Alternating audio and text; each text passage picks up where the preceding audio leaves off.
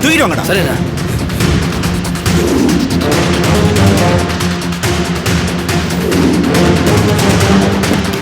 இருடா. சரிண்ணா.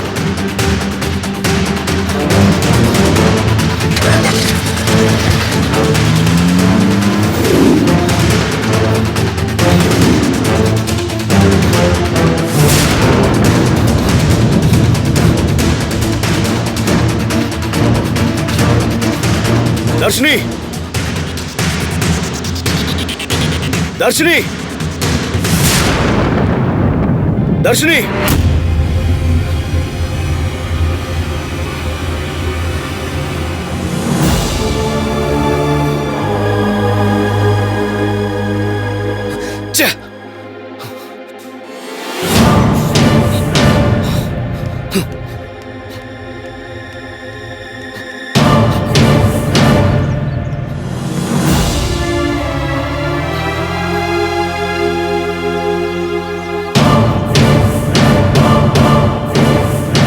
அரவிந்த என் வலையில விழ வைக்க நானும் எவ்வளவோ முயற்சி பண்ணி பார்த்துட்டேன்.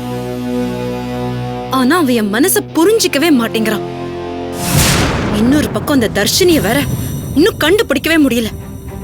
என்ன செய்யறதுனே தெரியல. அந்த தர்ஷினி எங்கேயாவது அனாதையா தெரு தெருவா தெரிஞ்சுக்கிட்டு இருந்தா கூட பரவாயில்ல. ஆனா யக்ஷா அந்த சுல்தான் பாய் அடைக்கலம் கொடுத்து வச்சிருக்கானே, அதை நினைச்சாதான் கொஞ்சம் டென்ஷனா இருக்கு. ஆமா, அவன் எந்த நேரத்துல தர்ஷினி இங்க கூட்டிட்டு வருவானோன்னு எனக்கு ரொம்ப பயமா இருக்கு. ஏய், பயமா இருந்தா 2 பேரும் ஓடி போயிடுங்க. என் பக்கத்திலே நிக்காதீங்க.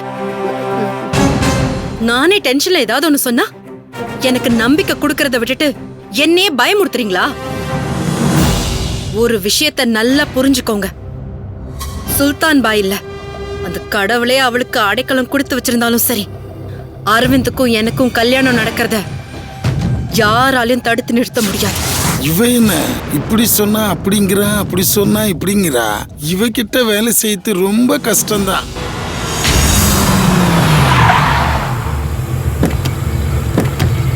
ஏய், இறக்குடா.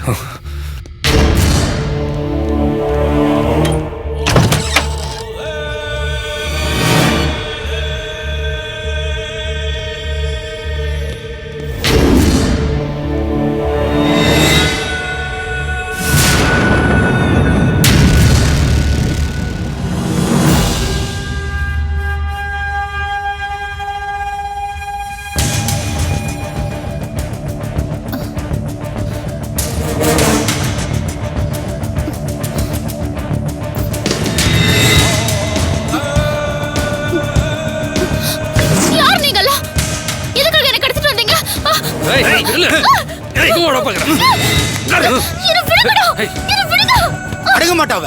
புடிச்சு கடுங்கடா. சரிண்ணா. யார் நீங்களா? ஏய், ஏய் பட்டு. ரைட்டா கட்டறா.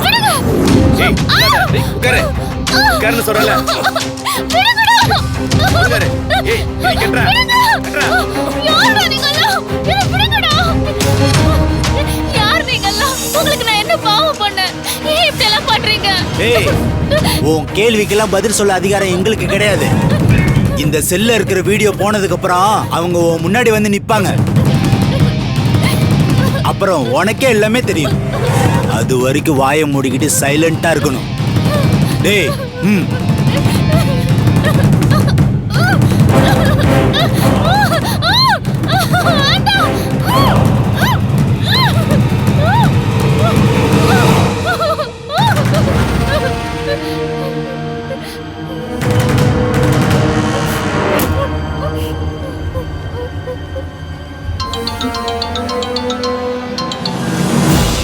ஹலோ,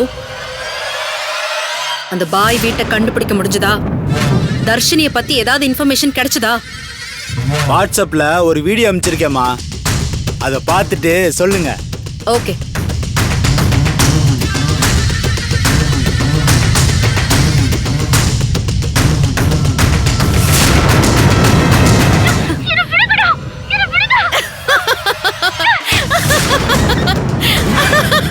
எஸ், என்னாச்சு யக்ஷாமா? ரணமாயா பாரு, அலங்காரி பாரு, பசுபதி பாரு, பாரு பாரு. ஏய், எப்படி அழுதுட்டு இருக்கான்னு பாருங்க.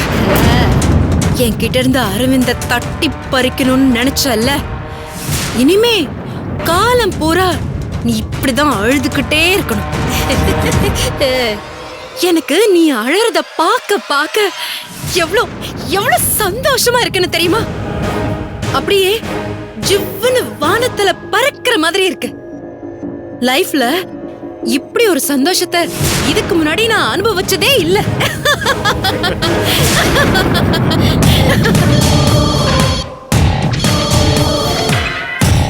பாத்தீங்களா எப்படி இருக்குமா?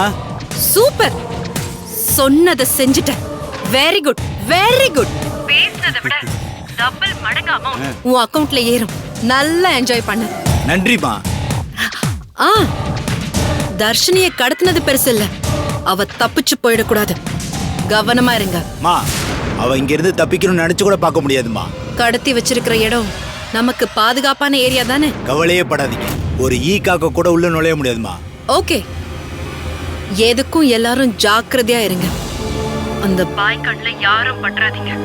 என் கல்யாணம் நல்லபடியா முடிஞ்சு அரவிந்த் கட்டின தாலி என் கழுத்துல தழைய தழைய தொங்க என் உயிர் தோழிய நான் வந்து பாக்குறேன். அது வரைக்கும் அவளை பத்திரமா பாத்துக்கோங்க. சரிங்கம்மா, நீங்க தைரியமா போய் கல்யாண வேலையை பாருங்க.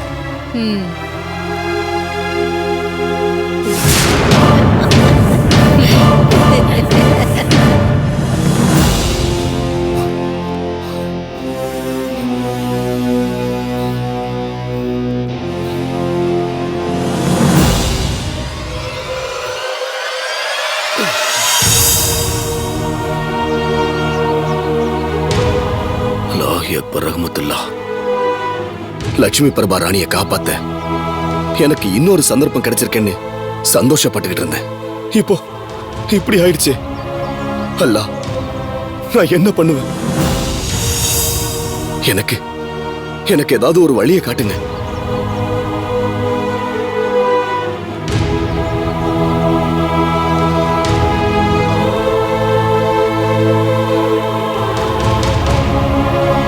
பசீர் பாய், பாய் என்னாச்சு? ஏன் ஒரு மாதிரியா இருக்கீங்க? அதெல்லாம் ஒண்ணும் இல்ல பாய். இல்லையே, என்னைக்குமே நீங்க இப்படி இருக்க மாட்டீங்களே. உங்களுக்கு ஏதோ பிரச்சனை இருக்கு. என்கிட்ட நீங்க சொல்றதுக்கு விருப்பப்படல இல்ல? அப்படியெல்லாம் இல்ல பாய். உயிருக்கு ஆபத்தான நிலைமையில இருந்த ஒரு பொண்ணை காப்பாத்தி என் வீட்டுக்கு கூட்டிட்டு வந்து மக மாதிரி அடைக்கலம் கொடுத்து வச்சிருந்தேன். அந்த பொண்ணு வீட்டுல இருக்கிறத தெரிஞ்சுக்கிட்டு நான் இல்லாத நேரமா பார்த்து ரவுடி பசங்க வந்து கடத்திக்கிட்டு போயிட்டானுங்க. அப்படியா? எப்ப நடந்துச்சு இது? இப்பதான் கொஞ்ச நேரத்துக்கு முன்னாடி. என்ன மன்னிச்சிருங்க, நான் பெரிய தப்பு பண்ணிட்டேன். என்ன பாய் சொல்றீங்க? கொஞ்ச நேரத்துக்கு முன்னால 4-5 பேரு மசூதிக்கு வந்து ஒரு போட்டோவை காட்டி உங்க வீட்டு அட்ரஸ கேட்டாங்க. ஒருவேளை உங்ககிட்ட வைத்தியம் பாக்குறதுக்கு வெளியூர்ல இருந்து வந்திருக்காங்கன்னு நினைச்சு உங்க அட்ரஸ நான் சொன்னேன். அந்த பாவி பயல்க இப்படி பண்ணுவாங்கன்னு நான் நினைக்கல.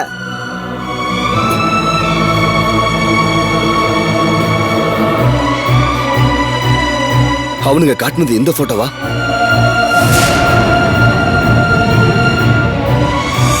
ஆமா, இந்த போட்டோ தான் பாய். இது தர்ஷினி யக்ஷாவுக்கு அனுப்பின போட்டோவாச்சே. எப்படி அந்த ரவுடி பசங்க கிட்ட வந்துச்சு? அப்போ ரவுடிகளை விட்டு தர்ஷினிய கடத்த சொன்னது யக்ஷாவா? பசீர் பாய், என்ன மன்னிச்சிருங்க. தெரியாம பண்ண தப்புக்கு மன்னிப்புக்கு உங்க மேல எந்த தப்பும் இல்ல, கவலையே படாதீங்க. ஆனா எனக்கு ஒரு உதவி பண்ண முடியுமா? சொல்லுங்க பாய், என்ன செய்யணும்? எனக்கு உங்க கார் கொஞ்சம் வேணுமே. தாராளமா எடுத்துக்கங்க. நீங்க என்கிட்ட ஒரு உதவி கேட்டு மாட்டேன்னு சொல்லுவனா? வாங்க வீட்டுக்கு போய் கார் எடுத்துக்கலாம், வாங்க.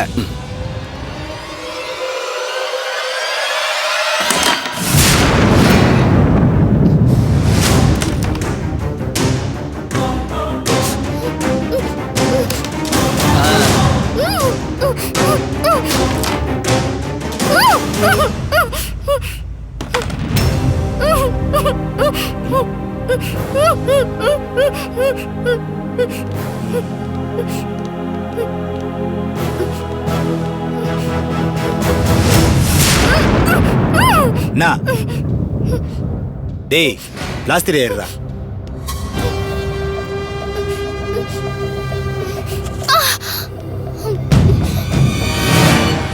தண்ணி தண்ணி டேய் நான் தண்ணி எடுத்துட்டு வாடா. சரிண்ணா. தானா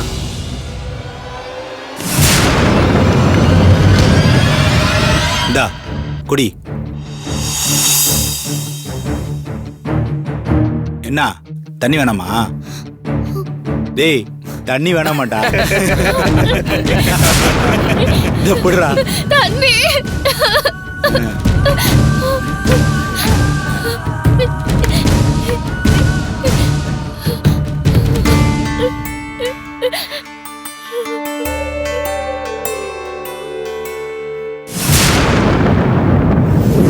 ரிசப்ஷனுக்கு வேண்டிய ஏற்பாடெல்லாம் பண்ணியாச்சுல்ல? Okay okay thanks.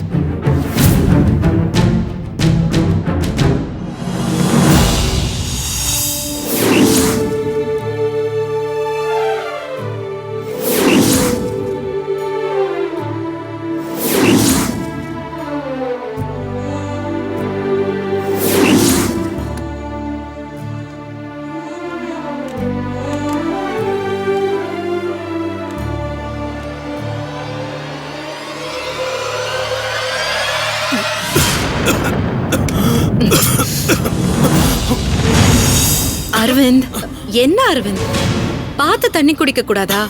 அப்படி என்ன யோசனை? நான் வேற என்ன யோசிக்க போறேன்? எல்லாம் தர்ஷினியை பத்தி தான். இவன் இன்னும் தர்ஷினியவே நினைச்சிட்டு இருக்கான். தர்ஷினி நினைச்சுக்கிட்டே தண்ணி குடிச்சேன், டக்குன்னு பொறை ஏறிடுச்சு.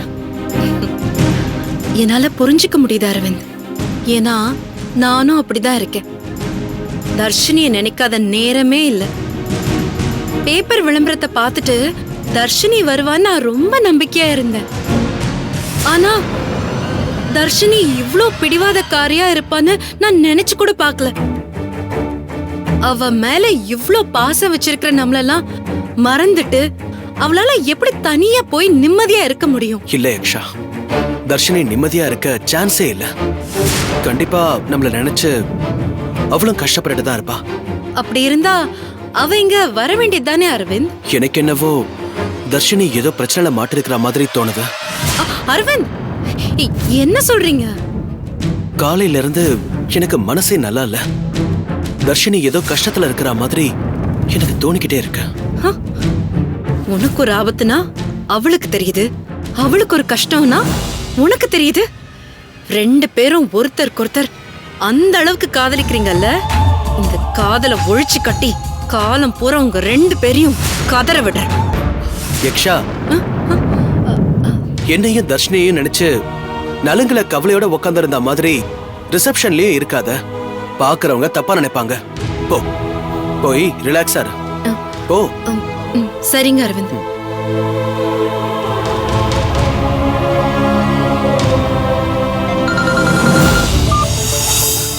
சார், நானே உங்களுக்கு கால் பண்ணணும்னு இருந்தேன். ஈவினிங் ரிசப்ஷனுக்கு அந்த லைட் செட்டு, ஃப்ளவர்ஸ், அப்புறம் கார்பெட்ஸ், சேர்ஸ் எல்லாத்தையும் அனுப்பிடுங்க. கொஞ்சம் சீக்கிரமா அனுப்பிடுங்க.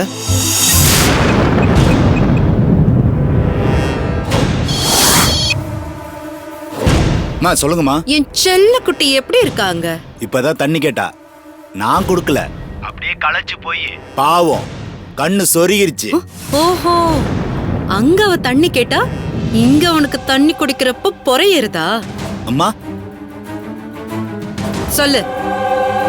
ரொம்ப நல்ல விஷயம் சொன்ன. அவளுக்கு சோறு தண்ணி எதுவும் கொடுக்காத. உடம்புல சக்தி இல்லனா தப்பிக்கிற நினைப்பே அவளுக்கு வராது. சரிங்கம்மா. அப்புறம் அந்த பாய் இன்னும் வரலையே? அவன் இங்க வர சான்ஸே இல்லம்மா. இந்நேரம் அந்த பாய் இவளை தேடி அலைஞ்சு திரிஞ்சு ஓஞ்சு போயிருப்பான். நீங்க அவளை பத்திலாம் கவலைப்படாதீங்கம்மா. ஏய், நான் கவலைப்படல. உன்னை கவனமா இருன்னு சொல்றேன். சரிங்கம்மா. அவளை ஜாக்கிரதையா பாத்துக்கோ. ஓகேம்மா.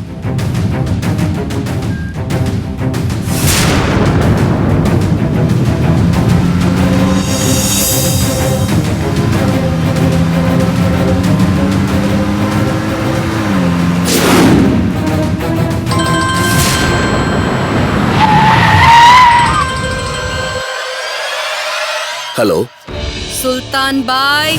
சிம்மரத்தினா. பரவாயில்லையே, கண்டுபிடிச்சிட்ட. நீ புத்திசாலிதான். ராணி லட்சுமி பிரபாவுடைய படை தளபதி. புத்திசாலியா தான் இருப்பேன். இதுல ஆச்சரியப்படுறதுக்கு என்ன இருக்கு? அதே திமிர் பேச்சு. நீ மாறவே இல்ல சுல்தான் பாய். நல்லவங்க கிட்ட பணிவா பேசுறதும் கெட்டவங்க கிட்ட திமிரா பேசுறதும் எனக்கு 2000 வருஷ பழக்கமாச்சே. அது மாறுமா? மாறிதான் ஆகணும்.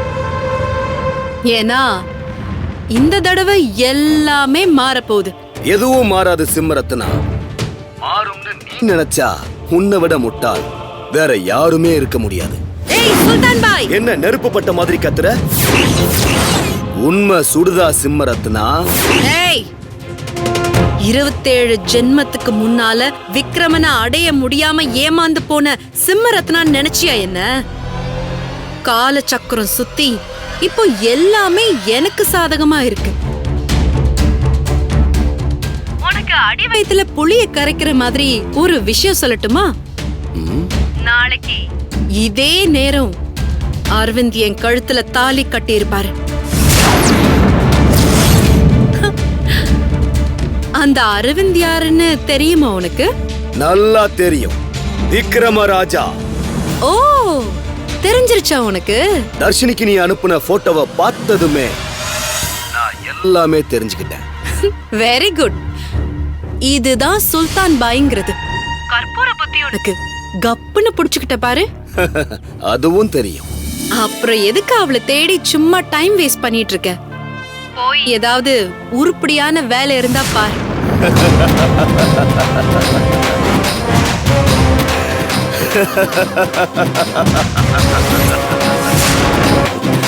நான் தர்ஷினியை தேடி அலைஞ்சுக்கிட்டு இருக்கிறேன்னு யாரு உனக்கு சொன்னது? இப்ப நான் உனக்கு அடி வயித்துல புளிய கரைக்கிற மாதிரி ஒரு விஷயத்த சொல்லட்டுமா? நீ வேணான்னு சொன்னாலும் நான் சொல்லுவேன். நான் இப்ப உன்னதான் பார்க்க வந்துகிட்டு இருக்கேன். ராணி சிம்மரத்னா அவர்களே, என்ன சொன்ன? நாளைக்கு இதே நேரத்துக்குள்ள அரவிந்த் உன் கழுத்துல தாலி கட்டி இருப்பாரா? அது நடக்காது. நான் நடக்க விட மாட்டேன். உங்ககிட்ட இருந்து எப்படி தர்ஷினியை காப்பாத்த முடியும்னு எனக்கு நல்லா தெரியும். வர சிம்மரத்னா. வா சுல்தான் பாய், வா வா. நானும் உன்னதான் எதிர்பார்த்துட்டு இருக்கேன். உன் கண்ணு முன்னாடியே அரவிந்த் என் கழுத்துல தாலி கட்டுவாரு. வந்து அட்சதைய போட்டுட்டு நல்லா மூக்கு பிடிக்க சாப்பிட்டுட்டு போ. பாப்போ யட்சா, உன்ன மாதிரி கெட்டவங்க நினைக்கிறது எல்லாமே நடந்துட்டா இந்த உலகம் என்னைக்கோ அழிஞ்சு போயிருக்கும். அப்படி அழியாம இருக்குன்னா இது நல்லவங்களுக்காக உருவானது. உன்னால இத ஒன்னும் பண்ண முடியாது. பண்ணி காட்டுற சுல்தான் பாய். இந்த உலகத்தை எனக்கு அடிமையாக்கி காட்டுற.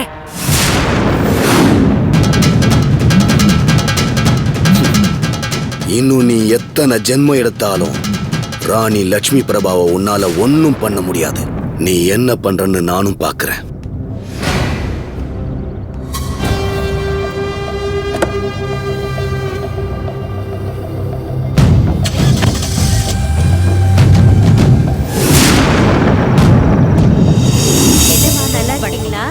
நல்லா இருக்கேன்.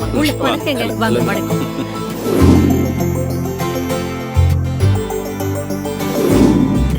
Congratulations, my boy. வாங்க வணக்கம்.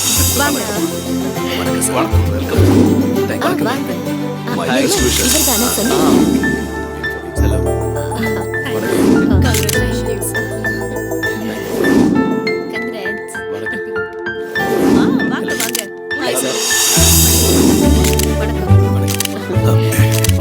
இந்தாங்க.